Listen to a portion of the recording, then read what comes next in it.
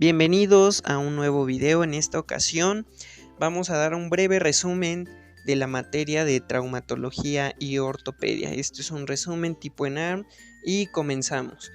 Iniciamos con las complicaciones generales de las fracturas. Aquí tenemos que entre ellas tenemos las fracturas abiertas, que es cuando el foco de fractura comunica con el exterior a través de una herida. La tibia es la localización más frecuente de fractura abierta.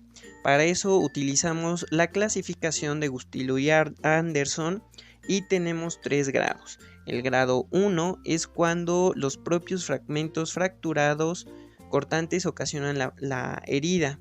Se abre de dentro hacia afuera. Tiene una herida menor de 1 centímetro y presenta un grado de contaminación mínimo.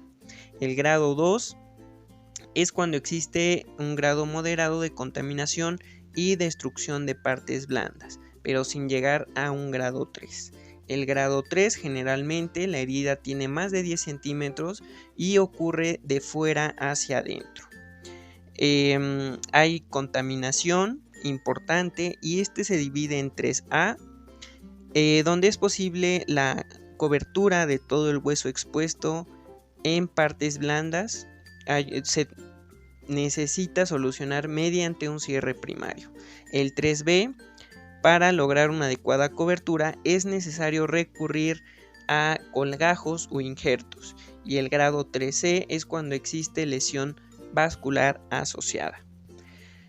Continuamos con el síndrome compartimental. Este se establece cuando la presión tisular en el interior de un compartimento osteofacial aumenta hasta ocluir la circulación muscular. El aumento de presión puede deberse a edema resultante de un traumatismo, quemadura o reperfusión post-isquemia, hematoma procedente de un foco de fractura, o que se reduzca la distensibilidad del mismo con yeso o vendaje muy apretado. Las fracturas más frecuentes son tibia, antebrazo y codo. Inicialmente, el paciente refiere un dolor desproporcionado para la lesión que presenta. El dolor aumenta con los movimientos pasivos. Esto es la característica principal y esto es lo que normalmente se pregunta en ProEdumed. La medición de la presión intracompartimental revela valores por encima de 30-40, que son los normales. La simple sospecha clínica requiere la retirada de vendajes o yesos si es que el paciente los tiene, y el mantenimiento de la extremidad afectada elevada para evitar aumento del edema. Si el cuadro no cede, es necesaria la apertura quirúrgica urgente mediante fasciotomía. Otra pregunta muy frecuente. Con el consiguiente drenaje del hematoma. Continuamos con la necrosis isquémica o avascular. En ocasiones, una fractura conduce a la interrupción de la vascularización de alguno de los fragmentos fracturarios y como consecuencia, se necrosa. Las localizaciones típicas son el polo proximal del escafoides carpiano, el cuerpo del astrágalo y la cabeza femoral, en las fracturas del cuello y la cabeza humeral. Suele cursar con dolor y radiológicamente se aprecia un aumento de densidad y posteriormente fragmentación. En el escafoides suele requerir extirpación del fragmento o aporte de injerto. En el fémur y húmero proximales, la colocación de una prótesis. Continuamos con otro tema, el síndrome de dolor regional complejo o distrofia simpático-refleja o síndrome de Sudeck. Se da por hiperactividad del sistema nervioso simpático en respuesta de una lesión tisular y clínicamente se caracteriza por dolor, alteraciones sensitivas, disregularización autonómica, cambios atróficos e importante repercusión psíquica. En la clínica no existe ninguna prueba de laboratorio o técnica de imagen. El dolor suele ser quemante, no corresponde al territorio de ningún dermatoma o nervio periférico y tiende a progresar proximalmente. Se acompaña de hiperestesia. El paciente habitualmente protege el miembro afectado de cualquier contacto. Tanto el síndrome compartimental como el síndrome de dolor regional complejo pueden aparecer incluso sin fracturas. El tratamiento es multidisciplinario y dentro de él se encuentra la rehabilitación y tratamiento farmacológico como bloqueo regional simpático intravenoso, AINES, corticoides, y en ocasiones se recurre a la realización de simpactectomías quirúrgicas o químicas. Otra complicación sistémica es el shock neurogénico que cursa, como lo hemos visto en otros videos, con hipotensión más bradicardia. Continuamos con el síndrome de embolia grasa. Esta es la última de las complicaciones. Habitualmente se asocia a fracturas cerradas de los huesos largos de miembros inferiores. La fractura más frecuentemente asociada es la fractura de diáfisis femoral. La clínica va a ser con insuficiencia respiratoria a raíz de un síndrome de distrés respiratorio agudo, sintomatología neurológica con predominio de afectación del nivel de conciencia, petequias en tórax, axilas, raíz del cuello y conjuntiva. Se acompaña de anemia, trombocitopenia y la radiografía de tórax presenta característicamente una imagen en tormenta de nieve.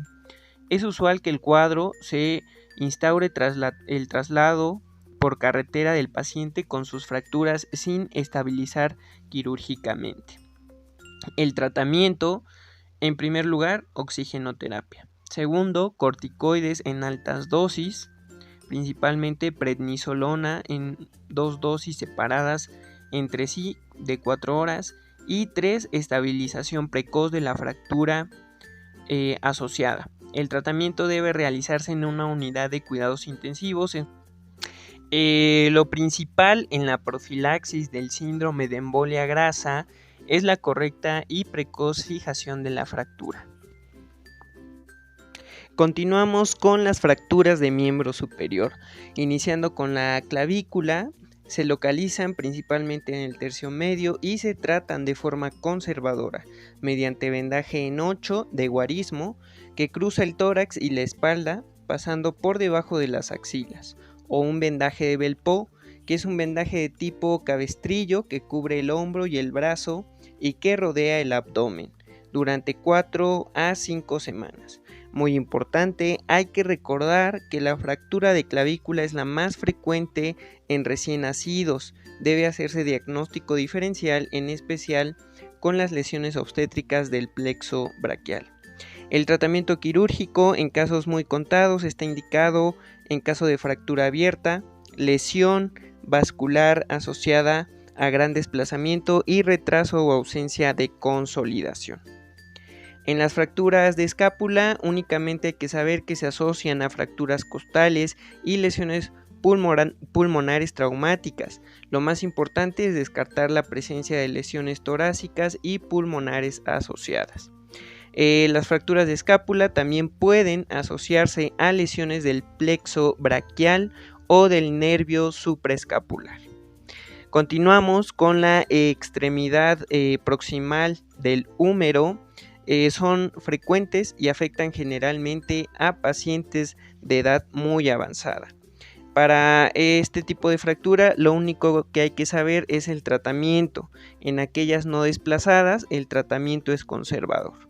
En aquellas desplazadas, con más de 2 fragmentos, osteosíntesis, que tengan 3 fragmentos, en jóvenes, osteosíntesis, y en ancianos, artroplastía. Más de 4 fragmentos, artroplastía. Continuamos con la diáfisis del húmero. El yeso colgante de Cadwell es un yeso muy grueso y pesado que favorece la reducción por la fuerza de la gravedad. Está indicado en fracturas espiroideas u oblicuas largas. En el caso de que sean fracturas transversales, se utiliza clavo intramedular. Muy importante, recordemos que la principal complicación aguda de las fracturas de diáfisis humeral es la lesión del nervio radial. Es más frecuente en la fractura oblicua de tercio distal, también llamada fractura de Olsten-Lewis. Continuamos con las fracturas de la extremidad distal del húmero. En primer lugar tenemos las fracturas de paleta humeral. Suelen ser intraarticulares, siempre están desplazadas y presentan elevada conminución. El tratamiento es la reducción abierta anatómica y la osteosíntesis en 2 placas, medial y lateral. Las principales complicaciones de las fracturas de paleta humeral en el adulto son rigidez con o sin osificación heterotópica y ausencia de consolidación, artrosis y neuropatía cubital. En segundo lugar tenemos a las fracturas del cóndilo humeral, que pueden sufrir una fractura osteocondral, que son fracturas de Kocher-Lorenz, o fracturarse todo el cóndilo, que son fracturas de Hahn-Steinhall. Debe intentarse la reducción abierta y osteosíntesis. En tercer lugar tenemos las fracturas de epicóndilo y epitróclea. Son extremadamente raras y más frecuentemente son en niños, que pueden tratarse de forma conservadora. Continuamos con la cabeza del radio. Suelen producirse en caídas sobre la palma de la mano. Refiere dolor y limitación del movimiento en el codo. Para eso utilizamos la clasificación de Masson. La tipo 1 son no desplazadas, tipo 2 desplazadas en 2 fragmentos reconstruibles y tipo 3 con minutas. Cuando se asocia a luxación de codo hablamos de una tipo 4, también se le denomina lesión de Excel-Lopresti y consiste en la asociación de una fractura conminuta de la cabeza del radio con lesión concomitante de la articulación radiocubital distal y de la membrana interósea. La tipo 1 se trata de forma conservadora mediante inmovilización con férula de yeso. La tipo 2 conservadora únicamente si se mantiene un buen rango de movimiento pasivo. En los demás casos se tratan mediante reducción abierta y osteosíntesis. La tipo 3 puede intentarse la osteosíntesis si el grado de conminución lo permite, resecando la cabeza del radio. Y la tipo 4, lesión de Excel-Lopresti, se utiliza osteosíntesis con sustitución de la cabeza del radio por implante metálico. Continuamos con la diáfisis del antebrazo. Las primeras son fracturas aisladas de la diáfisis del cúbito, también llamadas fracturas del bastonazo.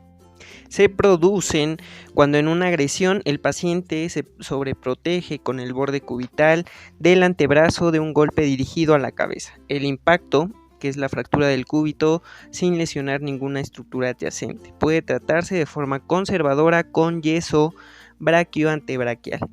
La tipo 2 son fracturas de la diáfisis de ambos huesos del antebrazo. Se trata de una fractura quirúrgica. La osteosíntesis de ambas diáfisis se realiza colocando en cada una de ellas una placa con tornillos. Tipo 3, lesión de Monteggia. Es una fractura de la diáfisis cubital proximal, asociada a luxación de la articulación radiocubital de cabeza del radio. Requiere reducción anatómica de la diáfisis. Se asocia a lesiones del nervio interóseo posterior de la rama profunda del nervio radial. Lesión de Galeazzi. Esta va a ser una fractura de la diáfisis radial distal asociada a luxación de la articulación radiocubital distal de la cabeza del cúbito. Una vez reducida y sintetizada la fractura diafisiaria, queda reducida la cabeza del cúbito. Recordar que en las lesiones de Monteggia y Galeazzi, la fractura se trata mediante osteosíntesis con placas y tornillos, mientras que la luxación no requiere ningún gesto quirúrgico especial. Continuamos con las fracturas de radio distal. Suelen darse en caídas sobre la mano y se producen en hueso metafisiario bien vascularizado. Significa que consolidan siempre y su principal complicación es la consolidación en mala posición. En primer lugar tenemos las fracturas de Patau-Colles, que son las más frecuentes. El fragmento distal se desplaza dorsal y radial con cierto grado de supinación. La deformidad que se produce es en dorso de tenedor. La fractura de Goiran-Smith o Colles invertido, el fragmento distal se desplaza hacia volar. La deformidad asociada es en pala de jardinero. En tercer lugar, la fractura o luxación de Reobarton, que es una fractura que desprende el margen dorsal o volar, se subluxa acompañada del carpo.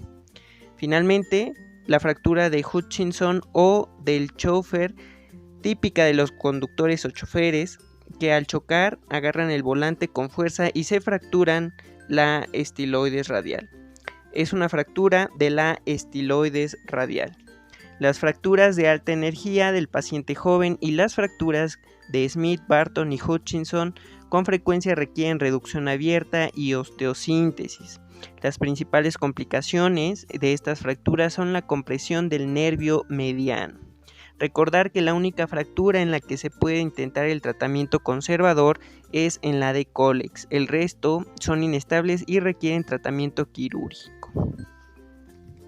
Continuamos con las fracturas de metacarpianos y falanges. La base del primer metacarpiano sufre dos tipos de fracturas. La fractura de Bennett es una fractura oblicua intraarticular inestable en la que hay desplazamiento proximal de la diáfisis. Requiere osteosíntesis. La fractura de Rolando es intraarticular y conminuta, con lo que es difícil la reconstrucción quirúrgica y suele optarse por el tratamiento ortopédico, inmovilización precoz. El cuello del quinto metacarpiano suele fracturarse al dar un puñetazo, es también llamada fractura del boxeador. Habitualmente la fractura suele tratarse mediante reducción cerrada e inmovilización con yeso. Continuamos con las fracturas de la pelvis en miembro inferior. La fractura de la pelvis, lo más importante ante estas fracturas es la posibilidad de que existan lesiones asociadas a vasos ilíacos, plexo lumbosacro, recto, vagina o vía urinaria. Hay una elevada frecuencia de lesiones uretrales asociadas. El tratamiento en estos casos va a ser estabilización con fijador externo u osteosíntesis. Continuamos con el acetábulo. Suelen producirse en traumatismo de alta energía y se asocian a luxaciones de cabeza femoral. Requieren proyección radiológica anteroposterior de pelvis, oblicua alar y oblicua obturatriz. Estas son las proyecciones oblicuas de Houdet. Solo se tratan de forma conservadora. La traducción esquelética femoral, las fracturas no desplazadas siempre que la distancia interfragmentaria sea menor de 2 milímetros. Continuamos con las fracturas de cadera en extremidad proximal de fémur. Son muy frecuentes en pacientes de edad avanzada. Se producen como consecuencia de una caída. Aquí vamos a clasificarlas en dos tipos. Fracturas intracapsulares, como clínica van a tener acortamiento, rotación externa y abducción menor, o incluso en posición neutra o aducción. No van a tener hematoma visible, esto es la diferencia con las otras. Dentro del problema va a ser biológico, va a ser una vascularización precaria de la cabeza femoral interrumpida por la fractura.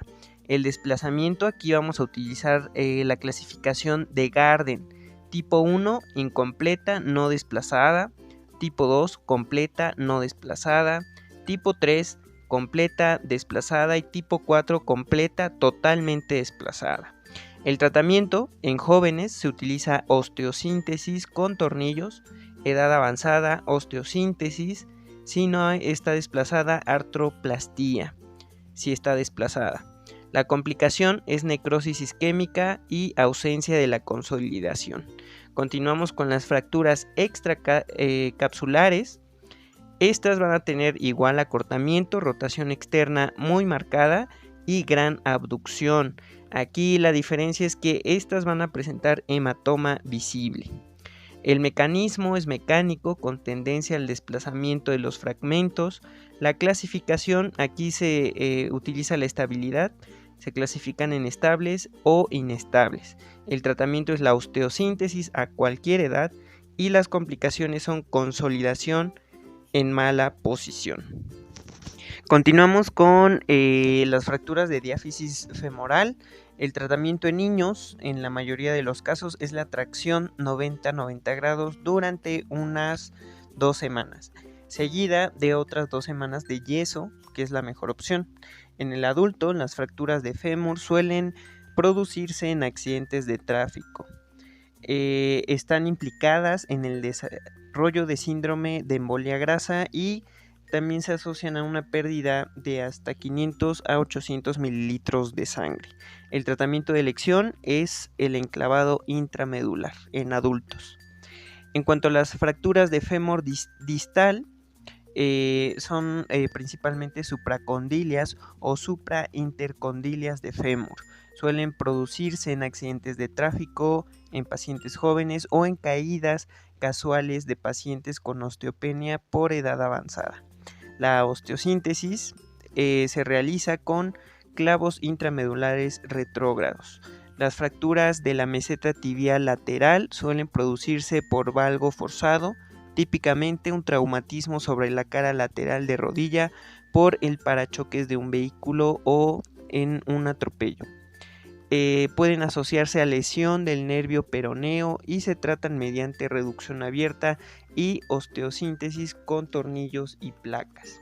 En cuanto a las fracturas de la rótula, la mayor parte son transversas. El cuádriceps mantiene los fragmentos desplazados y ello condiciona la necesidad de osteosíntesis. En cuanto a las fracturas de diáfisis tibial, son las fracturas que más frecuentemente se presentan como abiertas. El tratamiento conservador consiste en reducir la fractura e inmovilizarla con yeso inguinopédico, que se cambia pasado un mes por un yeso u ortesis funcional. El tratamiento es el enclavado intramedular, exceptuando las fracturas abiertas tipo 3B y 3C, que suelen estabilizarse con fijador externo. Las complicaciones: ausencia de consolidación, consolidación en mala posición y, muy importante, esto es pregunta en ARM, síndrome compartimental. Actualmente las fracturas de tibia son probablemente la causa más frecuente de síndrome compartimental. Continuamos con las de tobillo. La estabilidad del tobillo depende de varias estructuras. Las vamos a dividir en tres: fracturas infrasindesmales. Cuando hay lesión asociada con el complejo medial, suele tratarse de una fractura vertical de maleolo tibial. Fracturas suprasindesmales, donde hay lesión asociada del complejo medial, se denominan también fracturas de Maisonneuve. A la fractura del tercio proximal del peroné, asociada a lesión del ligamento deltoideo, es proximal. En cuanto a las fracturas transindesmales, las fracturas bimaleolares con frecuencia se presentan en el tobillo luxado. La fractura aquí es de Dupuytren, que es una fractura luxación de tobillo distal. Las fracturas desplazadas que afectan los dos complejos requieren siempre reducción abierta y osteosíntesis. En cuanto a las del astrágalo, también llamadas fracturas del aviador, esto por ser características de los antiguos aviadores que apretaban los pedales del avión antes de un impacto contra el suelo. Suelen producirse por hiperflexión dorsal. Su vascularización es precaria. Deben tratarse urgentemente con reducción abierta y osteosíntesis. Sus principales complicaciones son la necrosis avascular del cuerpo y la ausencia de consolidación. Continuamos con las fracturas de calcáneo. Sus fracturas son las más frecuentes del tarso y las más frecuentemente asociadas a caídas desde la propia altura. Aquí lo que tenemos que saber es que las complicaciones son el síndrome compartimental y se asocia a fractura vertebral y de calcáneo contralateral. El tratamiento se opta por la reducción abierta y osteosíntesis. Finalmente, las fracturas de extremo proximal del quinto metatarsiano las podemos dividir en tres: fracturas por abulsión de la apófisis estiloides, que hay arrancamiento y la inserción del peroneo lateral corto. Son las más frecuentes, consolidan prácticamente siempre y se tratan mediante yeso u ortesis. Las fracturas por inflexión en la unión metafisiodiaficiaria son también llamadas fracturas de Jones. Suelen producirse al dar un traspié sobre el borde externo del pie. Se tratan mediante yeso en descarga durante unas 8 semanas. Finalmente, las fracturas por fatiga o estrés se dan en pacientes que realizan importante actividad física y tienen pies cabo-varos. En fase aguda, responden al tratamiento conservador con inmovilización, descarga y tratamiento ortésico, como plantillas. Continuamos con el tema de luxaciones. Primero vamos a tener las lesiones de la articulación acromioclavicular y aquí lo vamos a dividir en esguinces acromioclaviculares. Aquí tenemos el grado 1, que son ligamentos parcialmente lesionados, y grado 2, totalmente lesionados. Aquí únicamente el tratamiento es conservador con cabestrillo, hielo y analgésicos. Continuamos con la luxación acromioclavicular. Aquí, muy importante, vamos a tener el signo de la tecla. Grado 3 es quirúrgico por motivos estéticos o si el paciente levanta peso por encima de los hombros. El grado 4, 5 y 6 van a ser quirúrgicos. En cuanto a la luxación escapulohumeral, vamos a tener la luxación anterior, en donde vamos a tener que es la forma más frecuente de luxación de hombro y la más frecuente del organismo. La clínica se va a apreciar la llamada deformidad en charretera por el afilamiento acromial que presenta el hombro al desaparecer el perfil redondeado de la cabeza humeral. Muy importante, pregunta INAR, la lesión neurológica característicamente asociada es la del nervio axilar o circunflejo. Aquí el tratamiento consiste en reducir por manipulación cerrada. Hay maniobras como la de Kocher, Cooper y la de Hipócrates. La luxación posterior, muy importante, que cuando existan antecedentes de descarga eléctrica o crisis convulsiva, la contracción enérgica y simultánea de todos los grupos musculares del hombro en la descarga eléctrica pueden causar este tipo de luxación, asociar luxación posterior con crisis convulsivas. Requiere reducción cerrada e inmovilización en discreta rotación externa. Dentro de las luxaciones recidivantes de origen traumático, el primer traumatismo produce una abulsión del labrum glenoideo y los ligamentos glenohumerales. Dicha abulsión se denomina lesión de Partes-Bankart. Otra lesión típica es la llamada lesión de Hill-Sachs, que es una fractura por impactación posterolateral de la cabeza humeral. El tratamiento en ambos casos es quirúrgico. Finalmente, la luxación inveterada. En el caso de que una luxación pase desapercibida en un primer momento y no se reduzca, comienzan a producirse cambios en la articulación, ocupación de la misma por tejido fibroso, erosión de relieves óseos, elongación y contractura capsular. Lo más frecuente es que pasen las luxaciones posteriores. Continuamos con luxaciones de cadera. Las vamos a dividir en posteriores, que son el 90% de ellas, suelen ocurrir en accidentes de tráfico. El paciente presenta el miembro inferior acortado, a diferencia de las anteriores, en rotación interna, pudiendo existir una lesión asociada del nervio ciático. Las luxaciones anteriores representan el 10% y presentan el miembro inferior alargado, en rotación externa y discreta separación. Ambas luxaciones pueden asociarse a fracturas del acetábulo o de la cabeza femoral. La luxación de cadera requiere de urgencia, una reducción cerrada bajo anestesia y posterior estabilización transitoria, contracción. Otra es la luxación de rodilla. Es consecuencia de traumatismo de gran energía, se asocia a lesiones de arteria poplítea. Debe sospecharse luxación de rodilla en cualquier paciente con inestabilidad multidireccional de rodilla tras un traumatismo agudo. También hay asociación frecuente con la lesión del nervio peroneo. El tratamiento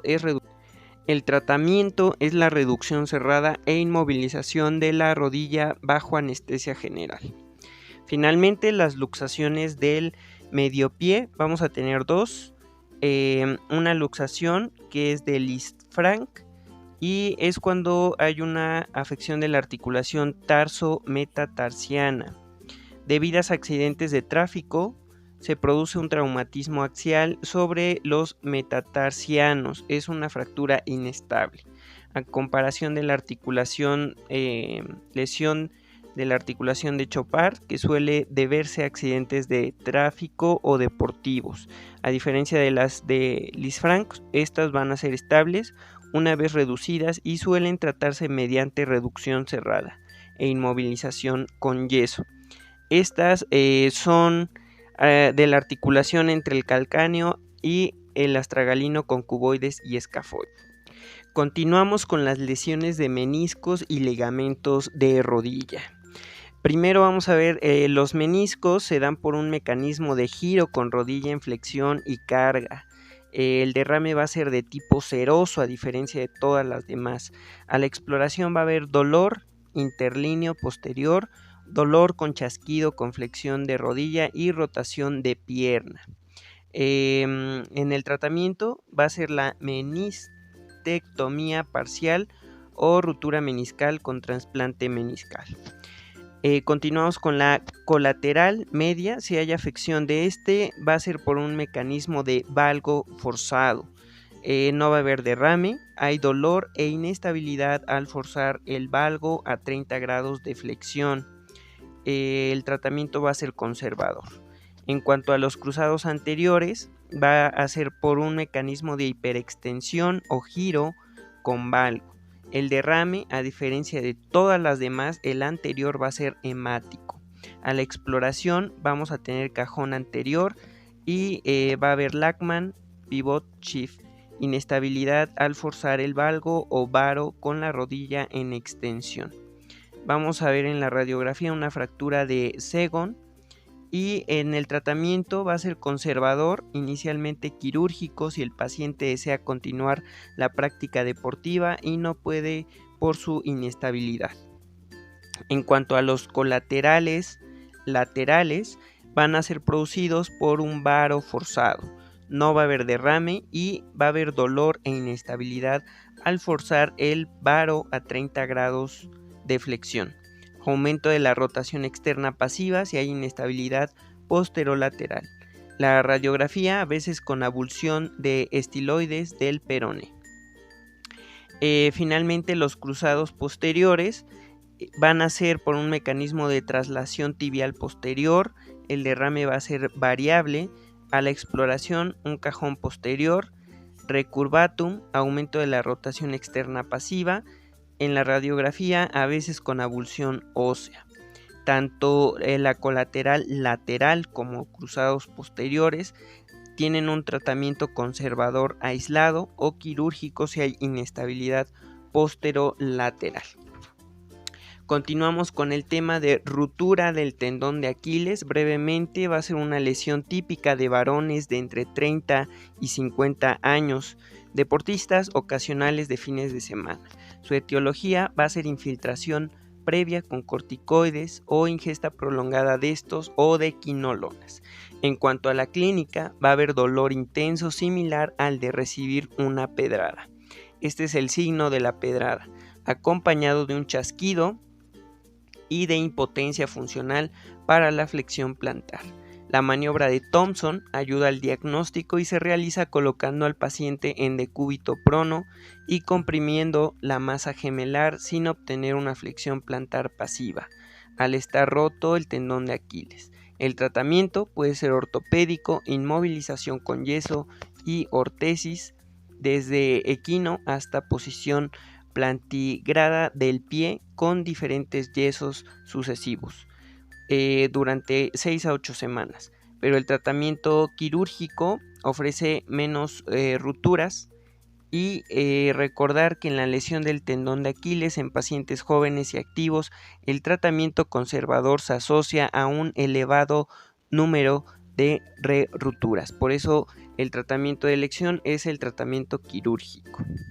Con respecto al sistema nervioso periférico, únicamente nos vamos a concentrar en el síndrome del túnel del carpo. De hecho, tenemos un video en el canal por si gustan buscarlo de acuerdo a las GPC.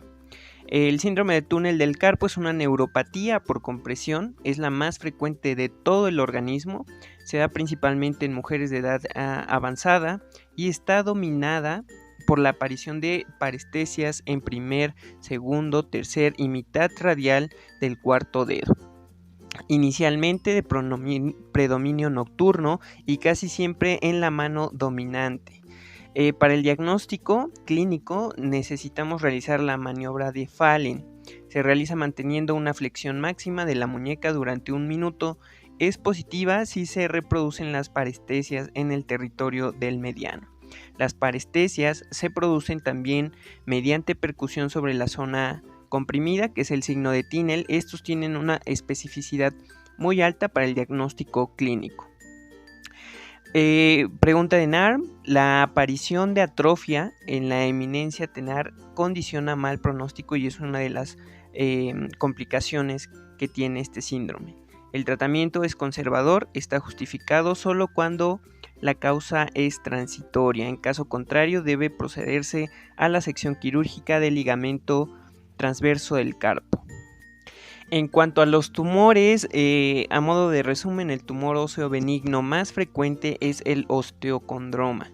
El tumor óseo maligno más frecuente lo constituyen las metástasis y el tumor óseo maligno primario más frecuente es el mieloma múltiple, seguido en orden por frecuencia osteosarcoma y sarcoma de Ewing. Únicamente hablaremos del osteosarcoma, también llamado sarcoma osteogénico. Va a tener una incidencia bimodal, la segunda década de la vida y en pacientes de edad avanzada, séptima década de la vida, con antecedentes de enfermedad de Payet o radioterapia. Se asocia a retinoblastoma y al síndrome de Li-Fraumeni. Su localización va a ser principalmente metáfisis de fémur distal y tibia proximal. El tipo histológico más frecuente es el intramedular de alto grado. Es un tumor agresivo con tendencia a metástasis a nivel de pulmón. Su clínica va a ser dolor, aumento de la fosfatasa alcalina. Radiológicamente vamos a tener lesión lítica con áreas blásticas y reacción perióstica. Muy preguntado, en forma de sol naciente y también la presencia del triángulo de Codman. En el tratamiento va a requerir resección quirúrgica con márgenes amplios, quimioterapia preoperatoria y postoperatoria. Factores de mal pronóstico: presencia de metástasis en el momento del diagnóstico, mala respuesta a la quimioterapia preoperatoria y valores elevados de fosfatasa alcalina. Continuamos con el sarcoma de Ewing.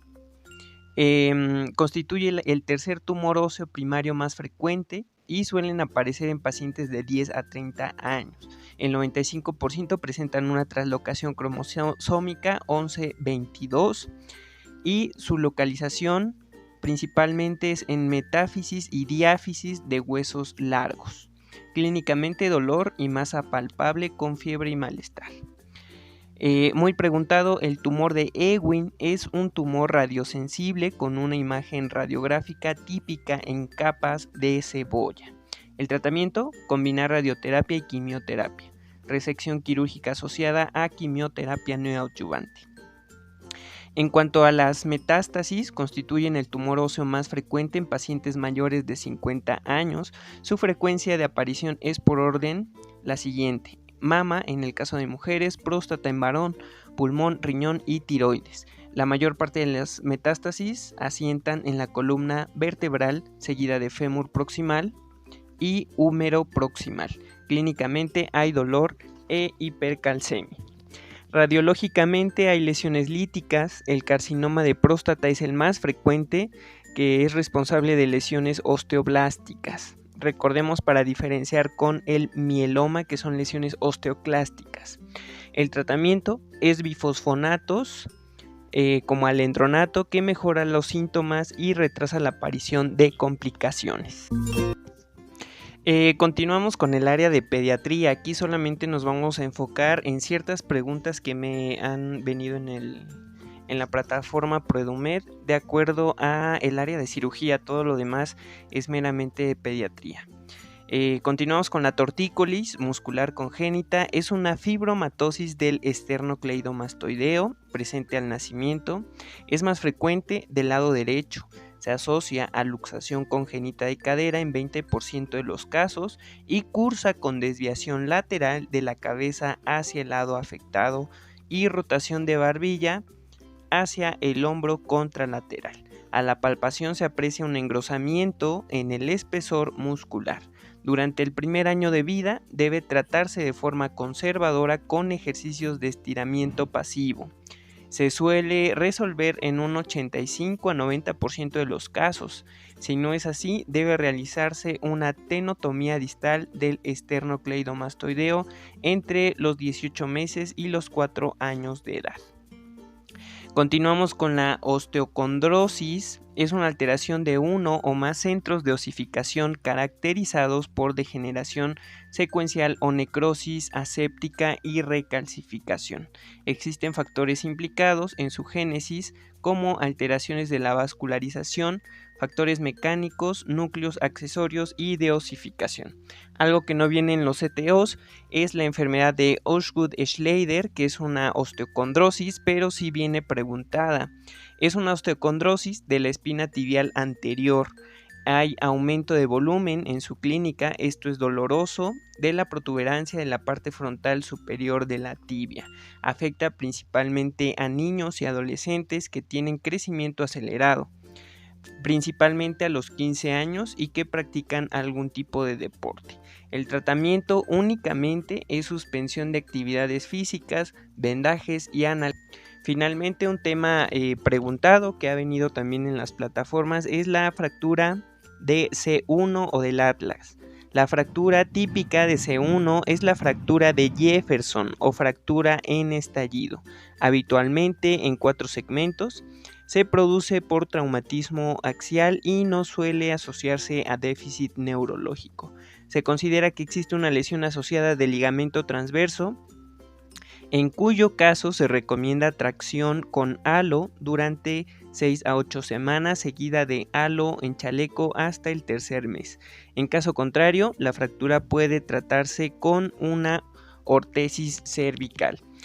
Espero que les sirva de mucho este resumen. Es un resumen pues breve de los temas más importantes de ortopedia. Realmente ortopedia es una materia que me cuesta bastante, realmente no me gusta, lo debo de admitir. Siempre tenemos una materia en la carrera así, pero espero que con este resumen sea suficiente para que sirva de repaso de esta materia para prepararse para el ENAR.